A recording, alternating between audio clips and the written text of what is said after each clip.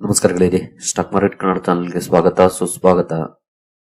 ಗೆಳೆಯರಿ, ವಿಡಿಯೋದಲ್ಲಿ ಈ ವಾರ ನಮ್ಮ ಮಾರ್ಕೆಟ್ ನ ಮೇಲೆ ಅಥವಾ ಕೆಳಗಡೆ ತಗೊಂಡು ಹೋಗಬಹುದಾಗಿರುವಂತಹ ಇಂಪಾರ್ಟೆಂಟ್ ಇವೆಂಟ್ ಗಳ ಬಗ್ಗೆ ತಿಳ್ಕೊಳ್ಳುವಂತ ಪ್ರಯತ್ನವನ್ನು ಮಾಡೋಣ. ಈ ವಾರ ಕೂಡ one of the important week ಆಗುತ್ತೆ. ಜೊತೆಗೆ ಮಾರ್ಕೆಟ್ ಅಲ್ಲಂತೂ ಸಾಕಷ್ಟು ಪ್ರೆಷರ್ ಇದೆ ಸದ್ಯದ ಮಟ್ಟಿಗೆ. ಹಾಗಾಗಿ ಈ ವಾರ ಏನೆಲ್ಲ ಇವೆಂಟ್ ಗಳಿದ್ದಾವೆ, ಎಷ್ಟು ಮಟ್ಟಿಗೆ ಇಂಪ್ಯಾಕ್ಟ್ ಮಾಡಬಹುದು ತಿಳ್ಕೊಳ್ಳೋಣ ಬನ್ನಿ. ಗೆಳೆಯರು, ಮೊದಲಿಗೆ ಡಿಸ್ಕ್ಲೇಮರ್ ಕೊಡ್ಲಿಕ್ಕೆ ಇಷ್ಟಪಡ್ತೀನಿ. ಇಲ್ಲಿ ಕವರ್ ಮಾಡ್ತಿರುವಂತ ಯಾವುದೇ ಸ್ಟಾಕ್ ಅನ್ನು ಕೂಡ ರೆಕಮೆಂಡ್ ಮಾಡ್ತಿಲ್ಲ. ನೀವು ಫರ್ದರ್ ಸ್ಟಡಿ ಮೆಡಿಟೇಷನ್ ತಗೊಳ್ಬಹುದು. ಆಸ್ ಎಜುಕೇಶನಲ್ ಪರ್ಪಸ್ ನಾನು ವಿಡಿಯೋ ಮುಂದೆ ತರ್ತಾ ಇದ್ದೀನಿ. ಹಾಗೆ ಅಕೌಂಟ್ ಓಪನಿಂಗ್ ಲಿಂಕ್ ಡಿಸ್ಕ್ರಿಪ್ಷನ್ ಅಲ್ಲಿ ಇರುತ್ತೆ. ಇಂಟ್ರೆಸ್ಟ್ ಇರೋರು ಅಕೌಂಟ್ ಓಪನ್ ಮಾಡಬಹುದು. ಹಾಗೆ ಇನ್ವೆಸ್ಟ್ಮೆಂಟ್ ಗೆ ಸಂಬಂಧಪಟ್ಟಂತೆ ನಿಮ್ಗೆ ಏನಾದರೂ ಸಪೋರ್ಟ್ ಬೇಕು ಅಂತಂದ್ರೆ ನಮ್ಮ ಟೀಮ್ ಅನ್ನ ಈ ನಂಬರ್ ಮೂಲಕ ಕಾಂಟ್ಯಾಕ್ಟ್ ಮಾಡಬಹುದು. ಇಲ್ಲಿ ಮೆನ್ಷನ್ ಮಾಡಿರುವಂತಹ ಎಲ್ಲ ಸರ್ವಿಸಸ್ ನಮ್ಮ ಮೂಲಕ ಸಿಗುತ್ತೆ. ಬಟ್ ಕಂಡೀಷನ್ ಒಂದೇ, ಅಕೌಂಟ್ ನಮ್ಮ ಮೂಲಕ ಓಪನ್ ಆಗಿರ್ಬೇಕು. ಅಕೌಂಟ್ ಓಪನ್ ಮಾಡ್ಕೊಳ್ಳಿ, ಕಾಂಟ್ಯಾಕ್ಟ್ ಮಾಡಿ. ಹಾಗೆ ಅಕೌಂಟ್ ಓಪನ್ ಮಾಡುವಾಗ ಏನಾದರೂ ಸಮಸ್ಯೆಗಳಾದ್ರೂ ಕೂಡ ಸೇಮ್ ನಂಬರ್ ಗೆ ಕಾಲ್ ಮಾಡಿ ನಮ್ಮ ಟೀಮ್ ಇಂದ ಹೆಲ್ಪ್ ಮಾಡ್ತೀವಿ. ಇನ್ನು ಇವೆಂಟ್ ಗಳಿಗೆ ಹೋಗೋದಕ್ಕೆ ಮುಂಚೆ ಕಳೆದ ವಾರದ ನಮ್ಮ ಮಾರ್ಕೆಟ್ ಪರ್ಫಾರ್ಮೆನ್ಸ್ ಅನ್ನು ನೋಡಿಕೊಂಡು ಮುಂದುವರಿಯೋಣ. ವೀಕ್ಲಿ ಪರ್ಫಾರ್ಮೆನ್ಸ್ ಹೋದ್ರೆ ನೋಡಬಹುದು 5 ಡೇಸ್ ಅಲ್ಲಿ ನಿಯರ್ಲಿ 2% ಡೌನ್ ಆಗಿದೆ ಇಂಡೆಕ್ಸ್. ಹಿಂದಿನ ವಾರ ಸ್ವಲ್ಪ ಫ್ಲಾಟಿಶ್ ಪರ್ಫಾರ್ಮೆನ್ಸ್ ನೋಡ್ಲಿಕ್ಕೆ ಸಿಕ್ಕಿತ್ತು. ಬಟ್ ಈ ಸಲ ಅಂದ್ರೆ ಈ ವಾರದಲ್ಲಿ 2% ವರೆಗೂ ಡೌನ್ ಪರ್ಫಾರ್ಮೆನ್ಸ್ ನೋಡ್ಲಿಕ್ಕೆ ಸಿಕ್ಕಿದೆ. ನಿಫ್ಟಿ 50 505 ಪಾಯಿಂಟ್ಸ್ ಡೌನ್ ಫಾಲ್ ಇದೆ. ಇನ್ನು ಸೆನ್ಸೆಕ್ಸ್ ಕಡೆ ಬಂದ್ರೆ ಇಲ್ಲಿ ಯಾವ ರೀತಿ ಪರ್ಫಾರ್ಮೆನ್ಸ್ ಇದೆ ಅಂತ 5 ಡೇಸ್ ಅಲ್ಲಿ ನೋಡಬಹುದು. 1.83% ಅಥವಾ 1519 ಪಾಯಿಂಟ್ಸ್ ಡೌನ್ ಫಾಲ್ ಇದೆ. ಒಟ್ಟಿನಲ್ಲಿ ಎರಡು ಕಡೆ ಬಿಗ್ ಡೌನ್ ಫಾಲ್ ಇತ್ತು. ಇನ್ನು ಸ್ಮಾಲ್ ಕ್ಯಾಪ್ ಮಿಡ್ ಕ್ಯಾಪ್ ಅಂತೂ ಜಾಸ್ತಿನೇ ಡೌನ್ ಆದವು. ಇನ್ನು ಸೆಕ್ಟೋರಲ್ ಪರ್ಫಾರ್ಮೆನ್ಸ್ ಕೂಡ ಜಾಸ್ತಿನೇ ಡೌನ್ ಫಾಲ್ ಅನ್ನ ಕಂಡಿತ್ತು ಕಳೆದ ವಾರ. ಇನ್ನು ಅಮೆರಿಕನ್ ಮಾರ್ಕೆಟ್ ಕಡೆ ಬಂದ್ರೆ ಅಮೆರಿಕನ್ ಮಾರ್ಕೆಟ್ ಅಲ್ಲಿ ಶುಕ್ರವಾರದ ಸೆಷನ್ ಅಲ್ಲಿ ನೋಡಬಹುದು 285 ಪಾಯಿಂಟ್ಸ್ ಅಥವಾ 0.58% ಡೌನ್ ಫಾಲ್ ಇದೆ. ಸ್ವಲ್ಪ ಮಟ್ಟಿಗೆ ಡೌನ್ ಅಲ್ಲಿ ಕ್ಲೋಸಿಂಗ್ ಅನ್ನು ಕೊಟ್ಟಿದೆ ಶುಕ್ರವಾರ. 5 ಡೇಸ್ ಪರ್ಫಾರ್ಮೆನ್ಸ್ ನೋಡಿದ್ರೆ ಇಲ್ಲಿ ಕೂಡ ಸ್ವಲ್ಪ ಡೌನ್ ಇದೆ. 367 ಪಾಯಿಂಟ್ಸ್ ಅಥವಾ 0.74% ಡೌನ್ ಅಲ್ಲಿ ಅಮೆರಿಕನ್ ಮಾರ್ಕೆಟ್ ಕಳೆದ ವಾರ ಕ್ಲೋಸಿಂಗ್ ಅನ್ನು ಕೊಟ್ಟಿದೆ. ಹಿಂದಿನ ವಾರ ಒಳ್ಳೆ ಪರ್ಫಾರ್ಮೆನ್ಸ್ ಅನ್ನು ಮಾಡಿತ್ತು. ಈ ವಾರದಲ್ಲಿ ಸ್ವಲ್ಪ ಡೌನ್ ಇದೆ. ಇನ್ನು ನಾಸ್ಟಾಕ್ ಕಡೆ ಬಂದ್ರೆ ನಾಸ್ಟಾಕ್ ಅಲ್ಲಿ ಶುಕ್ರವಾರದ ಸೆಷನ್ ಅಲ್ಲಿ ಸ್ವಲ್ಪ ಮಟ್ಟಿಗೆ ಪಾಸಿಟಿವ್ ಪರ್ಫಾರ್ಮೆನ್ಸ್ ಇದೆ. 65 ಪಾಯಿಂಟ್ಸ್ ಅಥವಾ 0.28%. 5 ಡೇಸ್ ಅಲ್ಲಿ ಇಲ್ಲೂ ಕೂಡ ಡೌನ್ ಇದೆ. 138 ಪಾಯಿಂಟ್ಸ್ ಅಥವಾ 0.59% ಡೌನ್ ಅಲ್ಲಿ ಕ್ಲೋಸಿಂಗ್ ಅನ್ನ ಕೊಟ್ಟಿದೆ ನಾಸ್ಟಾಕ್. ಇನ್ನು ಈ ವಾರದ ಆಲ್ ಡೇಸ್ ಲಿಸ್ಟ್ ಅನ್ನ ನೋಡಿದ್ರೆ ಈ ವಾರ ಸೋಮವಾರ ರಜೆ ಇರುತ್ತೆ. ಅಂದ್ರೆ 26ನೇ ತಾರೀಕು ರಿಪಬ್ಲಿಕ್ ಡೇ ಪ್ರಯುಕ್ತ ಮಾರ್ಕೆಟ್ ಕ್ಲೋಸ್ ಇರುತ್ತೆ. ಮಾರ್ಕೆಟ್ ಓಪನ್ ಆಗೋದು ಮಂಗಳವಾರನೇ. ಲಾಂಗ್ ವೀಕೆಂಡ್ ಮಾರ್ಕೆಟ್ಗೆ ಅಂತಾನೆ ಹೇಳ್ಬೋದು ಈ ವಾರವನ್ನ. ಇನ್ನು ನಮ್ಮ ಮಾರ್ಕೆಟ್ ಕಡೆ ಬಂದ್ರೆ ಕಳೆದ ವಾರ ಅಂತೂ ಮೆಜಾರಿಟಿ ಸೆಕ್ಟರ್ಸ್ ನೆಗೆಟಿವ್ ಅಲ್ಲೇ ಪರ್ಫಾರ್ಮೆನ್ಸ್ ಅನ್ನ ಮಾಡಿದ್ವು. ಆಸ್ ಪರ್ RRG ಗ್ರಾಫ್ ಅಥವಾ ರಿಲೇಟಿವ್ ರೊಟೇಷನ್ ಗ್ರಾಫ್ ಪ್ರಕಾರ ಒಂದಷ್ಟು ಸೆಕ್ಟರ್ಸ್ ಅಲ್ಲಿ ಸ್ವಲ್ಪ ಸ್ಟ್ರೆಂತ್ ನೋಡ್ಲಿಕ್ಕೆ ಸಿಗಬಹುದು ಅಥವಾ ಒಂದಷ್ಟು ಔಟ್ ಪರ್ಫಾರ್ಮೆನ್ಸ್ ಸಿಗಬಹುದು ಅನ್ನುವಂತ ಎಕ್ಸ್ಪೆಕ್ಟೇಷನ್ ಇದೆ. ಈ ವಾರದಲ್ಲಿ metal and IT sector out perform ಮಾಡಬಹುದು. ಅಂದ್ರೆ ಓವರ್ ಆಲ್ ಮಾರ್ಕೆಟ್ ನ ಔಟ್ ಪರ್ಫಾರ್ಮ್ ಮಾಡಬಹುದು ಅಥವಾ ನಿಫ್ಟಿ 500 ಇಂಡೆಕ್ಸ್ ಏನ್ ಬರುತ್ತೆ ಅದನ್ನ ಔಟ್ ಪರ್ಫಾರ್ಮ್ ಮಾಡಬಹುದು ಅನ್ನುವಂತ ಎಕ್ಸ್ಪೆಕ್ಟೇಷನ್ಸ್ ಇದೆ. Metal and IT. ರಿಯಾಲಿಟಿ ಹಾಗೂ FMCG ಸ್ವಲ್ಪ ಲ್ಯಾಗ್ ಆಗ್ಬಹುದು, ಅಂದ್ರೆ ಅಂಡರ್ ಪರ್ಫಾರ್ಮೆನ್ಸ್ ಮಾಡಬಹುದು ಈ ವಾರದಲ್ಲಿ ಅನ್ನುವಂತ ಎಕ್ಸ್ಪೆಕ್ಟೇಷನ್ ಇದೆ ಆಸ್ ಪರ್ RRG. ಇವನ್ ಫಾರ್ಮಾ ಕೂಡ ಅಂಡರ್ ಪರ್ಫಾರ್ಮೆನ್ಸ್ ಮಾಡುವಂತ ಎಕ್ಸ್ಪೆಕ್ಟೇಷನ್ ಇದೆ. ಫಾರ್ಮಾ ಅಂಡ್ ಹೆಲ್ತ್ ಕೇರ್ ಯಾಕಂದ್ರೆ ಸ್ವಲ್ಪ ವೀಕ್ನೆಸ್ ನೋಡ್ಲಿಕ್ಕೆ ಸಿಗ್ತಾ ಇದೆ. ಇನ್ನು ಉಳಿದ ಸೆಕ್ಟರ್ಸ್ ಅಲ್ಲಿ ನಾರ್ಮಲ್ ಆಗಿ ಪರ್ಫಾರ್ಮೆನ್ಸ್ ಬರಬಹುದು ಅಂತ ಇದೆ. ಲೀಡಿಂಗ್ ಅಲ್ಲಿ IT ಹಾಗೂ ಮೆಟಲ್ಸ್ ಇದ್ದಾವೆ. ರಿಯಾಲಿಟಿ ಅಂಡ್ ಫಾರ್ಮಾ ಲ್ಯಾಗಿಂಗ್ ಇದ್ದಾವೆ. ಹಾಗೆ FMCG ಕೂಡ ಲ್ಯಾಗಿಂಗ್ ಇದೆ. ನೋಡೋಣ ಏನಾದ್ರೂ ರಿವರ್ಸಲ್ ಕಂಡು ಬರುತ್ತಾ ಈ ವಾರದಲ್ಲಿ ಅಂತ. Especially metal and IT sector ನ ಕಡೆ ಫೋಕಸ್ ಇರಲಿ ಈ ವಾರದಲ್ಲಿ. ಇನ್ನು ಈ ವಾರ ಮಾರ್ಕೆಟ್ ನ ಮೇಲೆ ಇಂಪ್ಯಾಕ್ಟ್ ಮಾಡುವಂತ ಸುದ್ದಿಗಳ ಕಡೆ ನಾವು ಬಂದ್ರೆ ಮೊದಲಿಗೆ ಇರಾನ್ ಹಾಗೂ US ನಡುವಿನ ಟೆನ್ಷನ್ಸ್ ಸ್ವಲ್ಪ ಇಂಪ್ಯಾಕ್ಟ್ ಅನ್ನ ಮಾಡುವಂತ ಪ್ರಾಬಬಿಲಿಟಿ ಜಾಸ್ತಿ ಇದೆ ಈ ವಾರ. ಯಾಕಂದ್ರೆ ಅಲ್ಲಿಂದ ಪ್ರಾಪರ್ ಆಗಿ ಸುದ್ದಿಗಳು ಆಚೆ ಬರ್ತಾ ಇಲ್ಲ. ಯಾಕಂದ್ರೆ ಇಂಟರ್ನೆಟ್ ಕ್ಲೋಸರ್ ಆಗಿರೋದ್ರಿಂದ. ಬಟ್ ವೆಸ್ಟರ್ನ್ ಮೀಡಿಯಾಸ್ ರಿಪೋರ್ಟ್ ಮಾಡ್ತಿರೋದು ಬೇರೆ, ಇರಾನ್ ಮೀಡಿಯಾಸ್ ರಿಪೋರ್ಟ್ ಮಾಡ್ತಿರೋದು ಬೇರೆ. ಒಂದಕ್ಕೊಂದು ತಾಳಮೇಳ ಸರಿ ಇಲ್ಲ. ಆ ರೀತಿ ರಿಪೋರ್ಟ್ ಗಳು ಬರ್ತಾ ಇದಾವೆ. ಜೊತೆಗೆ ಅಮೆರಿಕ ಸುತ್ತ ಸೇನೆಯನ್ನ ಜಮಾವಣೆ ಮಾಡ್ತಾ ಇದೆ. ಯಾವಾಗ ಬೇಕಾದ್ರೂ ಅಟ್ಯಾಕ್ ಅನ್ನ ಮಾಡಿದ್ರು ಮಾಡಬಹುದು. ಒಟ್ಟಿನಲ್ಲಿ ಟೆನ್ಷನ್ಸ್ ಅಂತೂ ಜಾಸ್ತಿ ಇದೆ. ಟೆನ್ಷನ್ಸ್ ಜಾಸ್ತಿ ಆದ್ರೆ ಮಿಡ್ಲ್ ಈಸ್ಟ್ ಅಲ್ಲಿ ಖಂಡಿತ ಸಪ್ಲೈ ಚೈನ್ ಮೇಲೆ ಇಂಪ್ಯಾಕ್ಟ್ ಆಗುತ್ತೆ. ಹಾಗಾಗಿ ಕ್ರೂಡ್ ಅಲ್ಲಿ ಒಂದಷ್ಟು ರ್ಯಾಲಿ ಬರುವಂತ ಚಾನ್ಸಸ್ ಕೂಡ ಇರುತ್ತೆ. ಇದನ್ನು ನಾವು ಕ್ಲೋಸ್ಲಿ ವಾಚ್ ಮಾಡಬೇಕಾಗುತ್ತೆ. ಹಾಗಾಗಿ ಇರಾನ್ US ಟೆನ್ಷನ್ಸ್ ಖಂಡಿತ ಮಾರ್ಕೆಟ್ ನ ಮೇಲೆ ಒಂದಷ್ಟು ಇಂಪ್ಯಾಕ್ಟ್ ಅನ್ನ ಮಾಡಬಹುದು ಈ ವಾರ.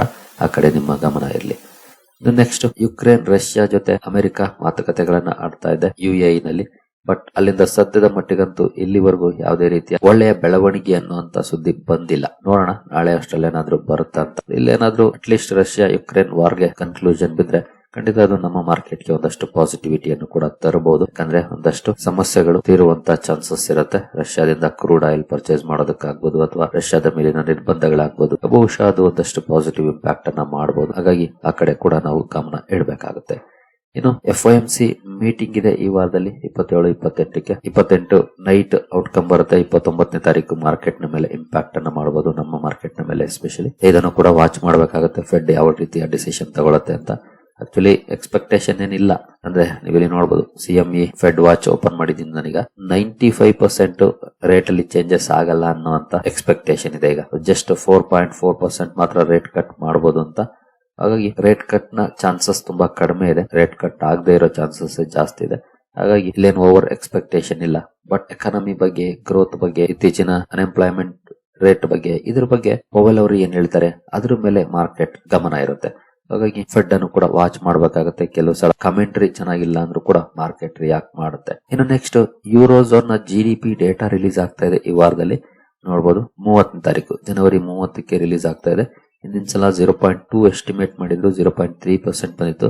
ಈಗ 0.2% ಎಸ್ಟಿಮೇಟ್ ಮಾಡ್ತಿದ್ದಾರೆ. ಎಷ್ಟು ಬರುತ್ತೆ ಅನ್ನೋದನ್ನ ವಾಚ್ ಮಾಡಬಹುದು 30ನೇ ತಾರೀಕು. ಇದನ್ನು ಕೂಡ ಇನ್ನು ನೆನೆ ತಾನೇ ಒಂದು ಸುದ್ದಿಯನ್ನ ಕವರ್ ಮಾಡಿದೀನಿ. ರಷ್ಯನ್ ಆಯಿಲ್ ಪರ್ಚೇಸ್ ಮಾಡ್ತಿರೋದ ಕಾರಣಕ್ಕೆ 25% ಟ್ಯಾರಿಫ್ ಅನ್ನ ಅಮೆರಿಕ ಭಾರತದ ಮೇಲೆ ಹಾಕಿದೆ. ಈಗ ಅದನ್ನ ತೆಗೆಯುವಂತ ಮಾತುಗಳು ಕೇಳಿ ಬರ್ತಾ ಇದೆ ಅಲ್ಲಿಂದ. ಯಾಕಂದ್ರೆ ರಷ್ಯನ್ ಆಯಿಲ್ ಪರ್ಚೇಸ್ ಮಾಡೋದು ಕಡಿಮೆ ಆಗಿದೆ ಅನ್ನುವಂತ ಮಾತನ್ನ ಅಮೆರಿಕ ಹೇಳ್ತಾ ಇದೆ, ನಾವ್ ಹೇಳ್ತಿಲ್ಲ, ಅಮೆರಿಕ ಹೇಳ್ತಾ ಇದೆ.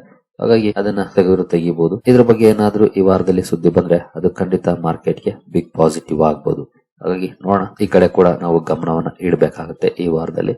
ಹಾಗೆ ಬಜೆಟ್ ಕೂಡ ಬಿಗ್ ಇಂಪ್ಯಾಕ್ಟ್ ಅನ್ನ ಮಾಡುತ್ತೆ ನಮ್ಮ ಮಾರ್ಕೆಟ್ ನ ಮೇಲೆ. ಯಾಕಂದ್ರೆ ಎಸ್ಪೆಷಲಿ ಇಂತಹ ಟರ್ಬುಲೆಂಟ್ ಸಂದರ್ಭದಲ್ಲಿ ಬಜೆಟ್ ಅಲ್ಲಿ ಯಾವ ಬ್ರೇಕಿಂಗ್ ಸುದ್ದಿ ಬರುತ್ತೆ ಅದು ಮಾರ್ಕೆಟ್ ನ ದಿಕ್ಕನ್ನು ಬದಲಿಸುವಂತ ಚಾನ್ಸಸ್ ಕೂಡ ಇರುತ್ತೆ. ಬಟ್ ಅನ್ಎಕ್ಸ್ಪೆಕ್ಟೆಡ್ ಆಗಿ ಯಾವ್ದಾದ್ರು ಒಳ್ಳೆ ಸುದ್ದಿ ಬಂದ್ರೆ ಅಂತ ಸುದ್ದಿ ಕೊಡುತ್ತಾ ಭಾರತ ಸರ್ಕಾರ ಕಾದು ನೋಡ್ಬೇಕು. ಹಾಗೆ ಬಜೆಟ್ ಗೆ ಸಂಬಂಧಪಟ್ಟಂತೆ ಹಲವು ಎಕ್ಸ್ಪೆಕ್ಟೇಷನ್ಸ್ ಮಾರ್ಕೆಟ್ ಅಲ್ಲಿ ಬರ್ತಾ ಇರುತ್ತೆ. ಜೊತೆಗೆ ಪ್ರೀ ಬಜೆಟ್ ರ್ಯಾಲಿ ಬಂದಿಲ್ಲ. ಪ್ರೀ ಬಜೆಟ್ ರ್ಯಾಲಿ ಏನಾದ್ರೂ ಬರುತ್ತಾ ಈ ವಾರದಲ್ಲಿ ಗೊತ್ತಿಲ್ಲ. ಬಂದ್ರೆ ಅಂತೂ ಖುಷಿ ಇನ್ವೆಸ್ಟರ್ಸ್ಗೆ. ನೋಡೋಣ ಕಾದು. ಬಜೆಟ್ ಗೆ ಸಂಬಂಧಪಟ್ಟಂತೆ ಕೂಡ ಏನಾದ್ರೂ ಸುದ್ದಿಗಳು ಬರ್ತಾವ, ಅದನ್ನ ವಾಚ್ ಮಾಡಬೇಕಾಗುತ್ತೆ. ಇದನ್ನ ಬಿಟ್ರೆ ಇನ್ನು ಮಾರ್ಕೆಟ್ ನ ಮೇಲೆ ದೊಡ್ಡ ಮಟ್ಟದಲ್ಲಿ ಪರಿಣಾಮ ಬೀರುವಂತದ್ದು ಅಂತಂದ್ರೆ ಅದು ರಿಸಲ್ಟ್ಸ್. ಸಾಕಷ್ಟು ಕಂಪನಿಗಳ ರಿಸಲ್ಟ್ಸ್ ಇದೆ ಈಗ. ಅದರಲ್ಲಿ ಎಸ್ಪೆಷಲಿ ಈ ವಾರದಲ್ಲಿ ದೊಡ್ಡ ದೊಡ್ಡ ಕಂಪನೀಸ್ ರಿಸಲ್ಟ್ ಇದೆ. ಇಂಡೆಕ್ಸ್ ಅಲ್ಲಿ ಇರುವಂತಹ ಕಂಪನೀಸ್ಗಳು ಆಕ್ಸಿಸ್ ಬ್ಯಾಂಕ್ ಇದೆ ನೋಡಬಹುದು, ಏಷ್ಯನ್ ಪೇಂಟ್ ಇದೆ, CG ಪವರ್ ಇದೆ, ವೋಡಾಫೋನ್ ಐಡಿಯಾ, ಮಾರಿಕೋ ಇದೆ. ಹೀಗೆ ಸಾಕಷ್ಟು ಕಂಪನಿಗಳಿದೆ. ನಾವು ಲಿಸ್ಟ್ ನೋಡ್ತಾ ಹೋದ್ರೆ ನೋಡೋದು 27ನೇ ತಾರೀಕು, 28ನೇ ತಾರೀಕು ತುಂಬಾ ದೊಡ್ಡ ಲಿಸ್ಟ್ ಇದೆ ಈ ವಾರದಲ್ಲಿ. ಹಾಗಾಗಿ ಇವುಗಳನ್ನು ಕೂಡ ವಾಚ್ ಮಾಡಬಹುದು. ಖಂಡಿತ ಮಾರ್ಕೆಟ್ ಕಂಡೀಷನ್ ಹೇಗೆ ಇರಲಿ, ಕಂಪನಿಗಳ ರಿಸಲ್ಟ್ ಚೆನ್ನಾಗಿತ್ತಾ ಲಾಂಗ್ ಟರ್ಮ್ ಹೋಲ್ಡ್ ಮಾಡಕ್ಕೆ ಬೆಸ್ಟ್ ಆಗುತ್ತೆ. ಹಾಗಾಗಿ ರಿಸಲ್ಟ್ಸ್ ನಮ್ಗೆ ಬಹಳ ಮುಖ್ಯ. ಹೊರಗಡೆ ಏನ್ ಆಗ್ತಿದೆ ಅನ್ನೋದಕ್ಕಿಂತ ಕಂಪನಿ ಬಿಸ್ನೆಸ್ ಚೆನ್ನಾಗಿ ಮಾಡ್ತಿದ್ಯಾ, ಇವತ್ತಲ್ಲ ನಾಳೆ ಸ್ಟಾಕ್ ಪ್ರೈಸ್ ಫಾಲೋ ಮಾಡುತ್ತದನ್ನ. ಕಂಪನಿ ಬಿಸ್ನೆಸ್ ಸರಿ ಇಲ್ವಾ, ಇವತ್ತು ಸ್ಟಾಕ್ ಅಲ್ಲಿ ರ್ಯಾಲಿ ಇದ್ರು ಮುಂದೆ ಬೀಳ್ಬಹುದು. ಸೊ ಬಿಸ್ನೆಸ್ ಬಹಳ ಇಂಪಾರ್ಟೆಂಟ್. ಬಿಸ್ನೆಸ್ ಚೆನ್ನಾಗಿತ್ತು ಅಂದ್ರೆ ಇವತ್ತಲ್ಲ ನಾಳೆ ಸ್ಟಾಕ್ ಪ್ರೈಸ್ ಅದನ್ನ ಫಾಲೋ ಮಾಡುತ್ತೆ. ಹಾಗಾಗಿ ಬಿಸ್ನೆಸ್ ಕಡೆ ಗಮನ ಇರಲಿ ನಿಮ್ದು. ಮಿಸ್ ಮಾಡದೆ ರಿಸಲ್ಟ್ ಗಳನ್ನ ಚೆಕ್ ಮಾಡಿ. ಅಟ್ಲೀಸ್ಟ್ ನೀವು ಇನ್ವೆಸ್ಟ್ ಮಾಡಿರೋ ಕಂಪನೀಸ್, ಇನ್ವೆಸ್ಟ್ ಮಾಡಬೇಕು ಅಂತ ವಾಚ್ ಲಿಸ್ಟ್ ಅಲ್ಲಿ ಇಟ್ಕೊಂಡಿರೋ, ಹಾಗೆ ಇನ್ವೆಸ್ಟ್ ಮಾಡಿರೋ ಸೆಕ್ಟರ್ ನ ಮಾರ್ಕೆಟ್ ಲೀಡರ್ ಕಂಪನಿಗಳ ಪರ್ಫಾರ್ಮೆನ್ಸ್ ಹೇಗಿದೆ, ಈ 3 ವಿಷಯ ಗಮನದಲ್ಲಿ ಇಟ್ಕೊಂಡು ರಿಸಲ್ಟ್ ಅನ್ನ ಚೆಕ್ ಮಾಡಿ. ಇನ್ನು ನೆಕ್ಸ್ಟ್ FIS, DIS. FIS ಅಂತ ಇಲ್ಲಿವರೆಗೂ ಈ ತಿಂಗಳಲ್ಲಿ 40,700 ಕೋಟಿ ನೆಟ್ ಸೆಲ್ಲಿಂಗ್ ಅನ್ನ ಈಗಾಗಲೇ ಮಾಡಿದ್ದಾರೆ. DIS 54,800 ಕೋಟಿ ನೆಟ್ ಬೈಯಿಂಗ್ ಅನ್ನ ಮಾಡಿದ್ದಾರೆ. ಈ ವಾರದಲ್ಲಿ ಯಾವ ರೀತಿ ಇರುತ್ತೆ ಪರ್ಫಾರ್ಮೆನ್ಸ್ ಅನ್ನೋದನ್ನ ವಾಚ್ ಮಾಡಬಹುದು. ಗೊತ್ತಿಲ್ಲ ಇವ್ರು ಯಾವಾಗ ರಿಟರ್ನ್ ಆಗ್ತಾರೆ ಅಂತ. ಸದ್ಯದ ಮಟ್ಟಿಗಂತೂ ರಿಟರ್ನ್ ಆಗೋ ಲಕ್ಷಣ ಅಂತೂ ಕಾಣ್ತಾ ಇಲ್ಲ. ಬಟ್ ನೋಡೋಣ, ಹೋಪ್ಸ್ ಇಟ್ಕೊಳ್ಬೇಕು ಅಷ್ಟೇ. ಇನ್ನು ಡಾಲರ್ ವರ್ಸಸ್ ರುಪಿ 91.92 ಹತ್ರಕನ ಹೋಗಿ ವಾಪಸ್ ಬಂದು 91.59 ಗೆ ಕ್ಲೋಸಿಂಗ್ ಅನ್ನ ಕೊಟ್ಟಿದೆ. ನಮ್ಮ ರುಪಿ ವೀಕ್ನೆಸ್ ಅಂತೂ ಕಂಟಿನ್ಯೂ ಆಗ್ತಾ ಇದೆ. ಭಾರತ ಸರ್ಕಾರ ಸದ್ಯದ ಮಟ್ಟಿಗಂತೂ ಇದ್ರ ಮೇಲೇನು ಅಷ್ಟೊಂದು ಫೋಕಸ್ ಮಾಡ್ತಿಲ್ಲ. ಯಾಕೆ ಅಂತ ಒಂದು ವಿಡಿಯೋನ ಕವರ್ ಮಾಡ್ತೀನಿ. ಮೇ ಬಿ ನಾಳೆ ಆಗ್ಬೋದು ಆ ವಿಡಿಯೋ. ಒಂದಷ್ಟು ಕಾರಣಗಳನ್ನ ನೋಡೋಣ ಅದ್ರ ಬಗ್ಗೆ ಕೂಡ. ಇದ್ರ ಮೇಲೂ ಕೂಡ ಗಮನ ಇಟ್ಟಿರ್ಬೇಕಾಗುತ್ತೆ. ಇಲ್ಲಿ ವೀಕ್ನೆಸ್ ಕಂಟಿನ್ಯೂ ಆಗೋದು ಜೊತೆಗೆ ಕ್ರೂಡ್ ಅಲ್ಲಿ ಏನಾದ್ರು ರ್ಯಾಲಿ ಬರೋದು ಖಂಡಿತ ಅದು ಮಾರ್ಕೆಟ್ಗೆ ಒಳ್ಳೆ ಸುದ್ದಿ ಆಗೋದಿಲ್ಲ. ಯಾಕಂದ್ರೆ 2 ಕಡೆ ಹೊಡೆತ ಬೀಳುತ್ತೆ ನಮ್ಗೆ. ಬಟ್ ಸದ್ಯದ ಮಟ್ಟಿಗೆ ನಾವು ರಷ್ಯಾದಿಂದ ಜಾಸ್ತಿ ಪರ್ಚೇಸ್ ಮಾಡ್ತಿದ್ರಿಂದ ಡಾಲರ್ ಬಳಕೆ ಮಾಡ್ತಾ ಇರ್ಲಿಲ್ಲ. ಆ ಒಂದು ಅಡ್ವಾಂಟೇಜ್ ಕೂಡ ಇತ್ತು. ಇನ್ ಕೇಸ್ ಅಲ್ಲಿ ಕಡಿಮೆ ಮಾಡಿದ್ರೆ ನಾವು ಡಾಲರ್ ಬಳಕೆ ಮಾಡಬೇಕಾಗುತ್ತೆ. ಬ್ರೆಂಟ್ ನೋಡಬಹುದು 66 ರೇಂಜ್ ಗೆ ಬಂದಿದೆ. 60, 59, 60 ವರೆಗೂ ಕೂಡ ಹೋಗಿತ್ತು. ಈಗ ಮತ್ತೆ 66 ರೇಂಜ್ ಗೆ ಬಂದಿದೆ ಬ್ರೆಂಟ್. ಜೊತೆಗೆ ಇರಾನ್ US ಟೆನ್ಷನ್ ಏನಾದ್ರು ಮಿಡ್ಲ್ ಈಸ್ಟ್ ಅಲ್ಲಿ ಜಾಸ್ತಿ ಆಯ್ತು, ಯುದ್ಧ ಏನಾದ್ರು ಆಯ್ತು ಅಂದ್ರೆ ಬಹುಶಃ ಅದು ಕ್ರೂಡ್ ಅಲ್ಲಿ ಒಂದಷ್ಟು ರ್ಯಾಲಿಯನ್ನು ಕೂಡ ತರಬಹುದು. ಯಾಕಂದ್ರೆ ಅಲ್ಲಿ ಸಪ್ಲೈ ಚೈನ್ ಗೆ ಇಂಪ್ಯಾಕ್ಟ್ ಆಗುತ್ತೆ. ಹಾಗಾಗಿ ಕ್ಲೋಸ್ಲಿ ವಾಚ್ ಮಾಡಬೇಕಾಗುತ್ತೆ US ಇರಾನ್ ಟೆನ್ಷನ್. ಅದರಲ್ಲೂ ಇಂಡಿಯಾಗಂತ ಸ್ವಲ್ಪ ಜಾಸ್ತಿನೇ ಇಂಪ್ಯಾಕ್ಟ್ ಆಗುವಂತ ಚಾನ್ಸಸ್ ಇರುತ್ತೆ. ಯಾಕಂದ್ರೆ ರುಪಿ ಕೂಡ ವೀಕ್ನೆಸ್ ಇದೆ. ಜೊತೆಗೆ ಕ್ರೂಡ್ ಅಲ್ಲಿ ರ್ಯಾಲಿ ಬಂದ್ರೆ ಅದು 2 ಕಡೆ ಹೊಡೆತವನ್ನು ಕೊಡುತ್ತೆ. ಹಾಗಾಗಿ ಕ್ರೂಡ್ ಅನ್ನು ಕೂಡ ನಾವು ವಾಚ್ ಮಾಡಬೇಕಾಗುತ್ತೆ ಕ್ಲೋಸ್ಲಿ. ಇನ್ನು ಗೋಲ್ಡ್ ಅಲ್ಲಂತೂ ಭರ್ಜರಿ ಪರ್ಫಾರ್ಮೆನ್ಸ್ ಕಂಟಿನ್ಯೂ ಆಗಿದೆ.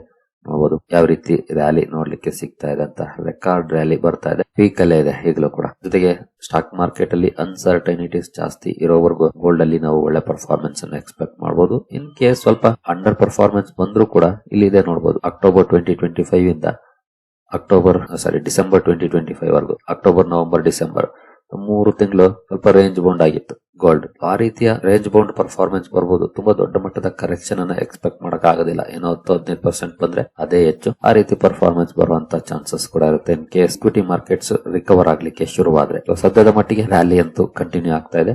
ಹಾಗೆ ಸಿಲ್ವರ್ ಅಲ್ಲೂ ಕೂಡ ಅದೇ ರೀತಿಯ ರ್ಯಾಲಿ ನೋಡ್ಲಿಕ್ಕೆ ಸಿಗ್ತಾ ಇದೆ. 3,34,000 ಕ್ರಾಸ್ ಮಾಡಿದೆ. ನೋಡಬಹುದು ಸಿಲ್ವರ್ ಚಾರ್ಟ್ ಯಾವ ರೀತಿ ಕಾಣ್ತಾ ಇದೆ ಅಂತ. ಇಲ್ಲೂ ಅಷ್ಟೇ ಕರೆಕ್ಷನ್ ಆದ್ರೆ 10-15% ಏನಾದ್ರು ಆಗ್ಬಹುದು. ಆನಂತರ ಕನ್ಸಾಲಿಡೇಟ್ ಕೂಡ ಆಗ್ಬಹುದು. ಯಾಕಂದ್ರೆ ಸದ್ಯದ ಮಟ್ಟಿಗೆ ಸಿಲ್ವರ್ ಅಲ್ಲಿ ನಾವು ಅಂಡರ್ ಪರ್ಫಾರ್ಮೆನ್ಸ್ ಎಕ್ಸ್ಪೆಕ್ಟ್ ಮಾಡಕ್ ಆಗೋದಿಲ್ಲ. ಯಾಕಂದ್ರೆ ಇಂಡಸ್ಟ್ರಿಯಲ್ ರಿಕ್ವೈರ್ಮೆಂಟ್ ಕೂಡ ಜಾಸ್ತಿ ಇದೆ, ಸಪ್ಲೈ ಕಡಿಮೆ ಇದೆ. ಹೀಗಿರುವಾಗ ಒಳ್ಳೆ ಪರ್ಫಾರ್ಮೆನ್ಸ್ ಬರುವಂತ ಚಾನ್ಸಸ್ ಜಾಸ್ತಿ ಇರುತ್ತೆ. ಬಟ್ ಸ್ವಲ್ಪ ಇಂಪ್ಯಾಕ್ಟ್ ಇರುತ್ತೆ. ಅಂದ್ರೆ ಶಾರ್ಟ್ ಟರ್ಮ್ ಅಲ್ಲಿ ಯಾವಾಗ ಬೇಕಾದ್ರೂ ಸ್ವಲ್ಪ ಕರೆಕ್ಷನ್ ಆಗ್ಬಹುದು. ಆ ಒಂದು ಪಾಯಿಂಟ್ ಅನ್ನು ನಾವು ವಾಚ್ ಮಾಡಬೇಕಾಗುತ್ತೆ. ಇನ್ನು ಪ್ರೈಮರಿ ಮಾರ್ಕೆಟ್ ಕಡೆ ಬಂದ್ರೆ ಈ ವಾರ ಶಾಡೋಫ್ಯಾಕ್ಸ್ ಟೆಕ್ನಾಲಜೀಸ್ ಲಿಸ್ಟಿಂಗ್ ಇರುತ್ತೆ. ಅದನ್ನ ಬಿಟ್ಟರೆ ಇಲ್ಲಿವರೆಗೂ ಯಾವುದೇ IPO ಅನೌನ್ಸ್ ಆಗಿಲ್ಲ. ಈ ವಾರದಲ್ಲಿ ನೋಡೋಣ ಲಿಸ್ಟಿಂಗ್ ಯಾವ ರೀತಿ ಇರುತ್ತೆ ಶಾಡೋಫ್ಯಾಕ್ಸ್ ಅಂತ. ಇನ್ನು ಈ ವಾರದ ಕಾರ್ಪೊರೇಟ್ ಆಕ್ಷನ್ ಕಡೆ ಬಂದ್ರೆ ಮೆಜಾರಿಟಿ ಕಂಪನೀಸ್ ಈ ವಾರ ಡಿವಿಡೆಂಡ್ ಕಾರಣಕ್ಕೆ ಫೋಕಸ್ ಅಲ್ಲಿ ಇರ್ತವೆ. ಹಾಗೆ ಅಬೋರ್ಡ್ ರೈಟ್ ಇಶ್ಯೂ ಇದೆ. ಹಾಗೆ ಕ್ಯಾಪ್ರಿಕಾನ್ ಸಿಸ್ಟಮ್ಸ್ ನ ರೈಟ್ ಇಶ್ಯೂ ಕೂಡ ಇದೆ. ಹೀಗೆ Matrimony.com ಬೈಬ್ಯಾಕ್ ಶೇರ್ಸ್ ಇದೆ. ಇವುಗಳನ್ನು ಹೊರತುಪಡಿಸಿದ್ರೆ ಯಾವುದೇ ಬೋನಸ್ ಅಂಡ್ ಸ್ಪ್ಲಿಟ್ ಇಲ್ಲ ಈ ವಾರದಲ್ಲಿ. ಈ ಸ್ಟಾಕ್ ಗಳನ್ನು ಕೂಡ ವಾಚ್ ಮಾಡಬಹುದು. ಡ್ಯೂರಿಂಗ್ ಕಾರ್ಪೊರೇಟ್ ಆಕ್ಷನ್ ಸ್ಟಾಕ್ ಗಳಲ್ಲಿ ಯಾವ ರೀತಿ ಪರ್ಫಾರ್ಮೆನ್ಸ್ ಬರುತ್ತೆ ಅಂತ. ಸರಿಗಳಿರಿ, ಈ ಎಲ್ಲ ಅಪ್ಡೇಟ್ಸ್ ನಿಮಗೆ ಇಷ್ಟ ಆಗಿದೆ ಅನ್ಕೊಳ್ತೀನಿ. ಹಾಗೆ ಅಕೌಂಟ್ ಓಪನಿಂಗ್ ಲಿಂಕ್ ಡಿಸ್ಕ್ರಿಪ್ಷನ್ ಅಲ್ಲಿ ಇದೆ. ಅಕೌಂಟ್ ಅನ್ನು ಓಪನ್ ಮಾಡಬಹುದು. ಮುಂದಿನ ವಿಡಿಯೋದಲ್ಲಿ ಸಿಗೋಣ. ಅಲ್ಲಿವರೆಗೂ ಜೈ ಹಿಂದ್, ಜೈ ಕರ್ನಾಟಕ.